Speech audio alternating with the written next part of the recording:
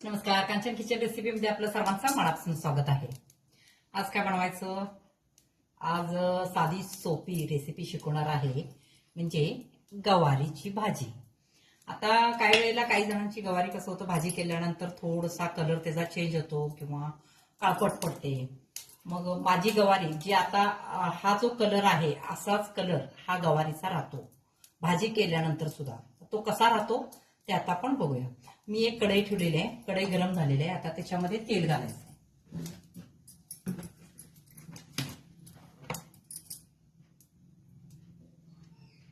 तेल तुमच्या आवडीप्रमाणे तुम्ही घालू शकता. काही जणांना भाजीमध्ये तेलाचं प्रमाण जास्त आवडतं, काही जणांना कमी आवडतं.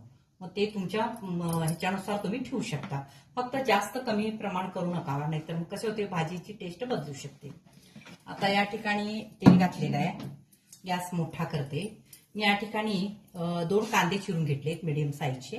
बारीक कांदा चिरून घ्यायचा. तुम्हाला कांदा एक आवडत असेल तर एक घाला, 2 आवडत असेल तर 2 घाला, पण कांदा जास्त घातला की भाजीची टेस्ट फार वाढते. आता तेल गरम झालेलं आहे. आता आपण कांदा घालायचा. आता कांदा जास्त लालसर आपल्याला करायचं नाहीये. हे बघा, आता कांदा आपला हा 50 ते 60% भाजलेला आहे, म्हणजे निम्मा. जास्त आपल्याला लालसर करायचं नाही. मी या ठिकाणी गवारी धुवून घेतलेली आहे, ती याच्यामध्ये घालायची.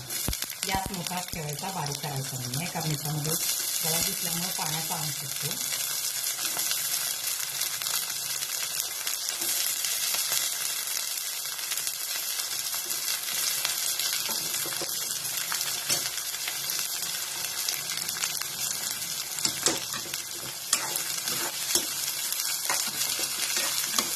गवारी चांगली भाजायची, जास्त काळपट करायची नाही.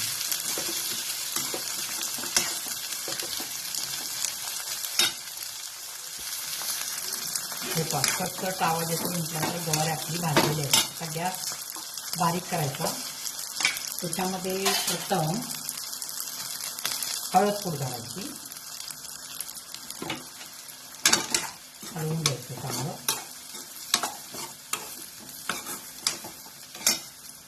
त्याच्यानंतर मीठ घालायचं.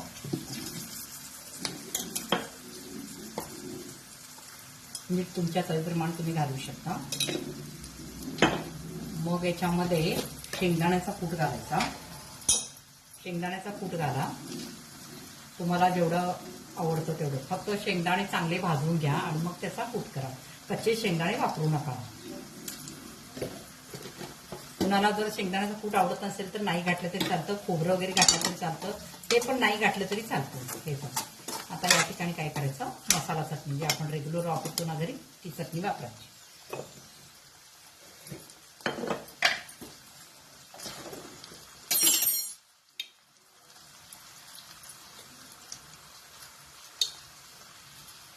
त्याच्यामध्ये जास्त मसाल्याचा वापर करू शकत नाही आहे, म्हणजे का, कारण गवारीची टेस्ट पूर्ण बदलू शकते, म्हणून मी जास्त वापर करत नाही आहे. गवारीची टेस्ट बदलते. याला काही ठिकाणी बावची सुद्धा असं म्हणतात. आता काय करूया, याच्यामध्ये शिजण्यासाठी पाणी घालायचं. पाणी थंडच घाला, थंड म्हणजे नॉर्मल आपलं रेग्युलर शिजण्याचं. आता गॅस मोठा करायचा. आता गवारी शिजेपर्यंत गॅस अजिबात बारीक करायचा नाही. हे मी या ठिकाणी एवढं पाणी घातलेलं आहे, याच्यावर आता गवारी चांगली शिजते.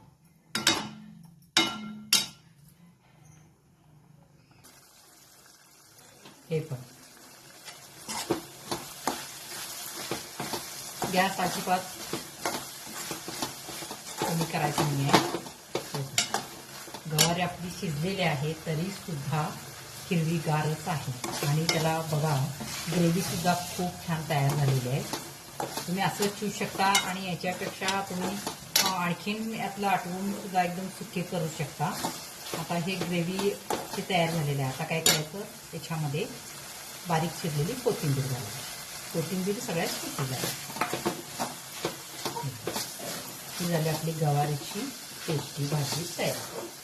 त्याच्यामध्ये आपण जास्त मसाले कुठले वापरलेले नाही, तरी सुद्धा गवारी बघा दिसायला इतकी सुंदर दिसते, खाण्यासाठी एकदम अप्रतिम. चला तर मग माझा व्हिडिओ तुम्हाला आवडला असेल तर लाईक करा, सबस्क्राईब करा, शेअर करा. धन्यवाद.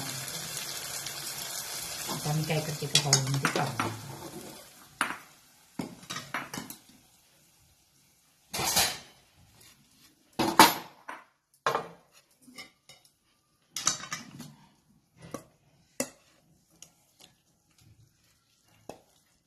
त्याच्यावर अजिबात झाकायचं नाही. म्हणजे ज्यावेळेला गवारी शिजत असते त्यावेळेला त्या गवारीवर झाकायचं नाही आहे. का सुंदर झाले ना. आहे तशी गवारीचा कलर बघा, आहे तसा आहे. Okay, bye.